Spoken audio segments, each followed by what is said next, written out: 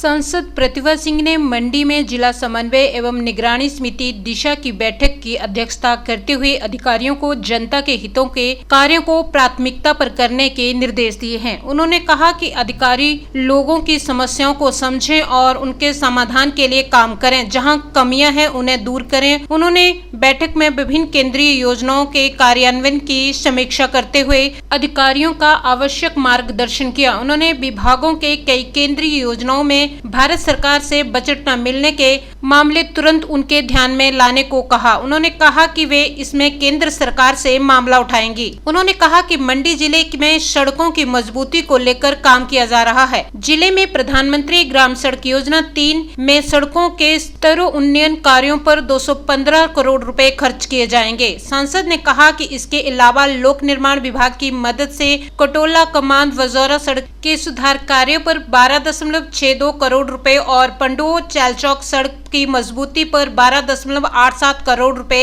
व्यय होंगे। विभाग ने प्राक्कलन तैयार कर स्वीकृति को भेजा है। जल्द ही ये काम आरंभ कर दिया जाएगा। डिसाइड वो उन्होंने निर्णय लिया है, उन्होंने फैसला लिया है, तो उनका ये बात हम सबको मान्य होनी चाहिए कि शहरी वालों के लिए आप क्या दे रहे हैं और गाँव वालों के लिए क्या दे रहे हैं। नहीं, वो बात तो सही है।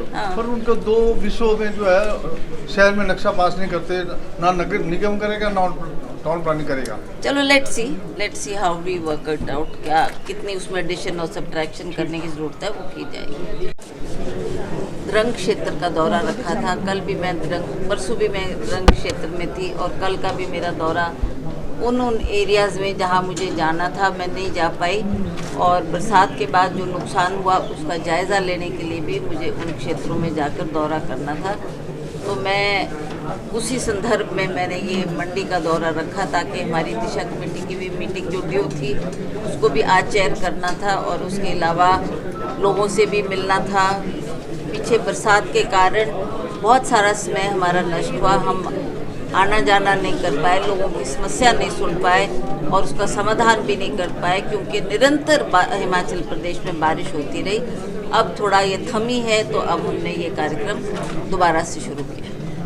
मैम, आपदा प्रभावितों को लेकर सरकार ने बड़ा राहत पैकेज दिया है, कब तक लोगों को मदद मिलेगी? क्योंकि सबसे बड़ा सवाल है कि कुछ लोगों के तो घर ही चले गए हैं, उनको ज़मीन कब तक उपलब्ध हो पाएगी? देखिए, ये सारी बातों का संज्ञान माननीय मुख्यमंत्री जी खुद ले रहे हैं।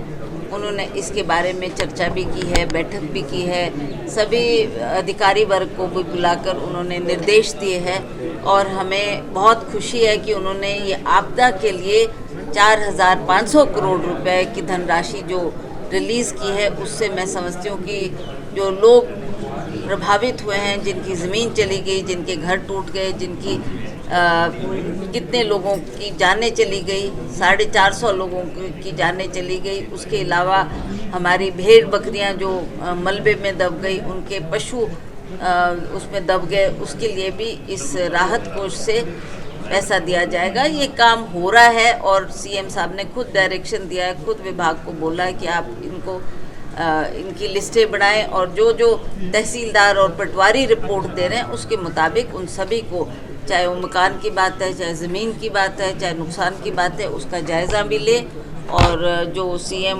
ने पैसा दिया है उसकी ठीक तरह से डिस्ट्रीब्यूशन भी होगी। बीते रोज़ आपने NHA अधिकारियों के साथ भी बैठक की है, क्या कुछ बैठक का मुद्दा रहा? क्योंकि अभी भी कुछ सड़कें जो है जिला में भी बंद है।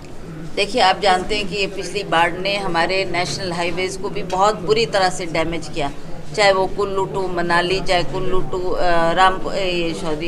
मंडी टू कुल्लू जो हमारे नेशनल हाईवेज़ थे, बहुत इसमें क्षति पहुंची है, बहुत नुकसान हुआ है। इसका जायज़ा भी हमारे नितिन गडकरी जी स्वयं आए थे, उन्होंने भी अपने अधिकारी वर्ग को सभी को लाया था, सेंटर से एक टीम आई थी और वो भी इसका जायज़ा लेके गए हैं कि कितना नुकसान हुआ। बल्कि उन्होंने अपनी प्रेस वार्ता में ये भी कहा कि हमारे अनुमान से कहीं ज़्यादा अधिक नुकसान हुआ है।